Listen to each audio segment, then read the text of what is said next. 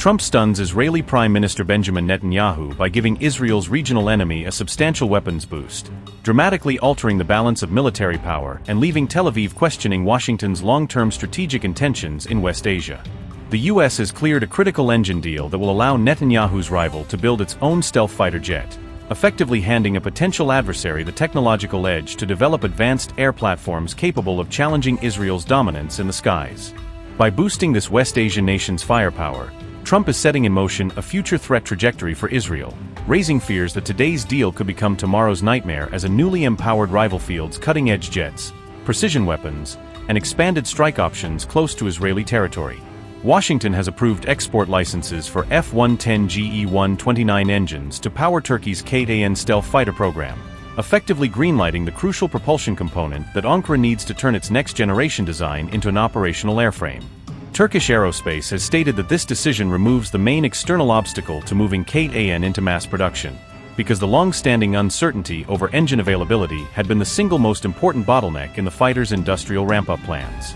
The announcement was made by Turkish Aerospace Industries General Manager Mehmet Demiroglu at the Farnborough Air Show, where he used the global stage to signal that KAAN is transitioning from a development project to a program preparing for series production. Demiroglu said the KAAN program can now move toward low-rate initial production without an engine bottleneck, stressing that the cleared F-110 deliveries align with Turkey's timeline for building early batches of aircraft for its own air force. This development was reported by the Defense Security Asia news outlet on July 23, highlighting the regional and alliance-level implications of the engine deal and framing it as a milestone in NATO's evolving air power landscape. On June 24, 2026, the U.S. State Department formally notified Congress of the proposed F-110 sale, setting in motion the standard review process that applies to arms transfers to treaty allies like Turkey. The package covers dozens of engines worth over $700 million at current valuations, underscoring the scale of Washington's commitment and the central role these power plants will play in Kaan's early production blocks. As a NATO ally, Turkey faced a standard 15-day congressional review rather than the longer scrutiny typically applied to non-allied states, meaning the deal moved through the oversight process relatively quickly despite political sensitivities.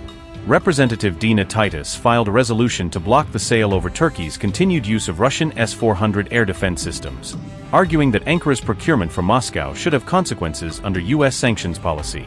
Her measure failed to advance before the review window closed around July 9, 2026, leaving opponents of the deal without a binding instrument to stop the transfer once the statutory period expired.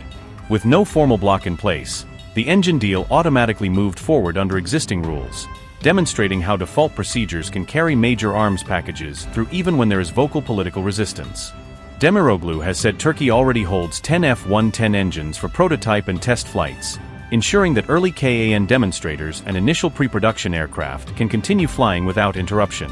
The new tranche covers about 80 more engines to support early serial production, giving Ankara enough power plants to equip its first sizable batches of operational Block 10 jets. The package is slated to power KAAN Block 10 aircraft, the first production standard in the program, which will form the backbone of Turkey's initial fifth-generation fighter fleet before later, more advanced blocks arrive. Ankara has signed a May 2026 contract for 20 Block 10 jets, scheduled for delivery between 2028 and 2030, aligning the engine supply timeline with the planned entry of KAAN into frontline service. F-110 engines will bridge the gap until Turkey's indigenous TF-35000 turbofan is ready, providing a proven foreign power plant while domestic engine development moves through design and testing phases. The TF-35000 is not expected to reach full operational maturity until around 2032, so Kaan's early blocks will rely on the American engines for several years before full transition to a homegrown solution. This engine clearance allows Turkey to field a credible stealth airframe years before that date, ensuring it can deploy a fifth-generation fighter in the late 2020s, rather than waiting into the mid-2030s. The timing coincides with a NATO summit in Ankara, adding geopolitical signal value by showcasing alliance-level defense cooperation and Turkey's growing role in the bloc's air power posture.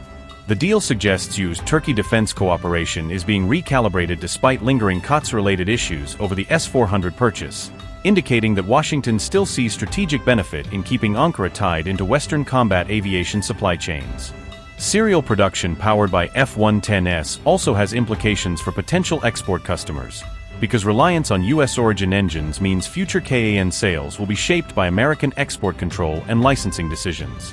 Countries like Indonesia are watching Khan's path closely as they evaluate future fighter options, weighing the aircraft's performance and cost against the political and regulatory constraints that come with U.S. engine content. Turkey still aims for long-term engine sovereignty once TF-35,000 enter service, seeking to ensure that later KAAN blocks can be exported and sustained without dependence on foreign propulsion suppliers.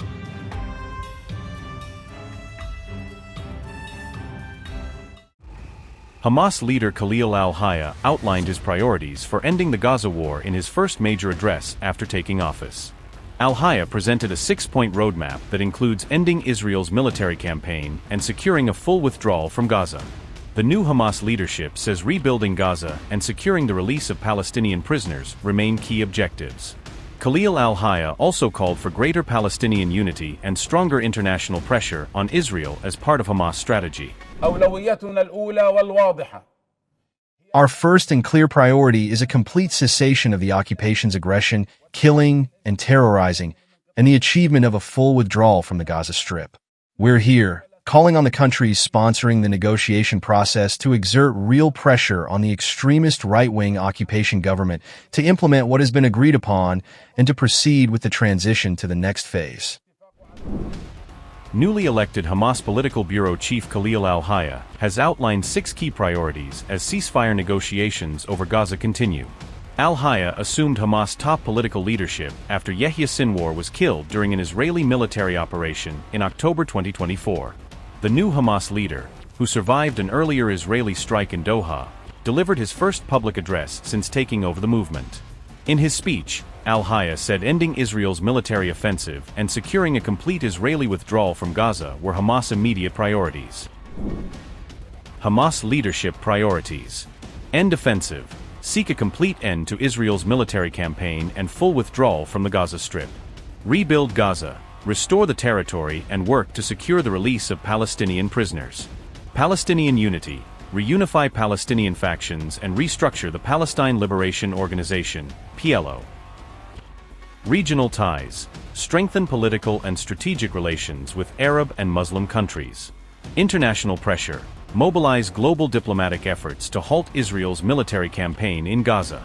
UN action, press the United Nations to protect Palestinians and pursue accountability against Israel. Our first and clear priority is a complete cessation of the occupation's aggression, killing, and terrorizing, and the achievement of a full withdrawal from the Gaza Strip. We're here, calling on the countries sponsoring the negotiation process to exert real pressure on the extremist right-wing occupation government to implement what has been agreed upon and to proceed with the transition to the next phase. To restore a dignified life for our people in the Gaza Strip and to thwart all conspiracies, particularly those aimed at displacement, and expedite reconstruction, considering that it's an inherent right of our people, not a gift or favor from anyone, and it cannot be linked to any bargaining, concessions, or political stances. Gaza is an integral part of the Palestinian entity. It has always been, and will remain so. We will also continue to act on all fronts simultaneously for Gaza, the West Bank, and Jerusalem, and to work on liberating the prisoners and end their suffering, and providing them with a life worthy of them, their struggle and sacrifices. Therefore, we call for the immediate initiation of a national dialogue and the establishment of mechanisms to rebuild Palestinian national institutions, foremost among them the Palestine Liberation Organization, on democratic foundations and in accordance with a national consensus that includes all Palestinians and the full political partnership in decision-making, and in formulating and implementing national strategies.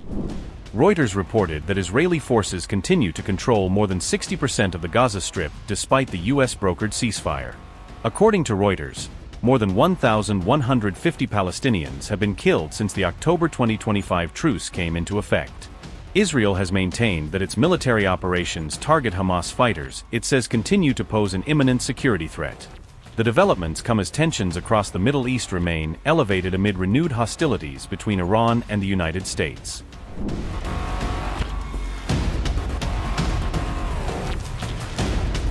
As the death toll among U.S. troops in the Iran conflict continued to climb, Donald Trump unveiled a fresh and far more aggressive threat directed at Tehran. On July 22, the U.S. president openly warned that American forces could once again bomb civilian infrastructure located inside Iranian territory. Trump declared that U.S. troops would target and destroy bridges as well as power plants in and around the Iranian capital if attacks continued.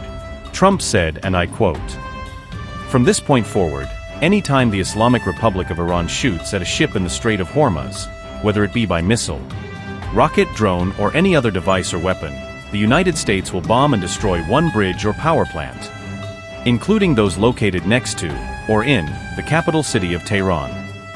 Shortly after posting the message on Truth Social, Trump vowed retaliation for the recent killings of American service members in the Gulf region. Trump made the remarks ahead of a dignified transfer ceremony honoring 4 U.S. troops who were killed during the ongoing conflict. 3 American service members were killed after an Iranian missile struck Jordan's Muwaffaq Salti air base, according to U.S. officials. A 4th U.S. service member was reportedly killed in Iraq's Erbil during an operation involving hostile drone activity. Trump also insisted that Americans remain supportive of the war with Iran despite the steadily rising military death toll. To honor our heroes, and they are indeed great heroes, excellent. They said, and all of them said very strongly, we cannot let Iran have a nuclear weapon. They won't have a nuclear weapon. So we're going to honor them. And one of the hardest things to do, for me, it's one of the hardest things to do as a president, but has to be done. As we go to honor these soldiers, do you have an update on the investigation as to how they were killed in Jordan? No, they're doing that. That'll be released. You know what? It was Iran targeting barracks. I don't know. Well, they're going to pay a big price. They're being decimated. Is that report inaccurate? Yeah, please. Sir, let's just say families of these fallen soldiers, when Americans are wrongly against this war, how do you ask them? Well, Americans aren't against the war. A poll just came out. Americans don't want high gasoline prices, but they're not against the war. That just came out loud and clear in a poll. Nobody wants Iran to have a nuclear weapon. Do you want Iran to have a nuclear weapon? You think it's good? Go ahead. All I'm going to say is we love you, we love your child, and that's what they are to them. They're their children. There's no games, no nothing. That's their child. And all you can do is throw out your heart. Thank you. Thank you very much.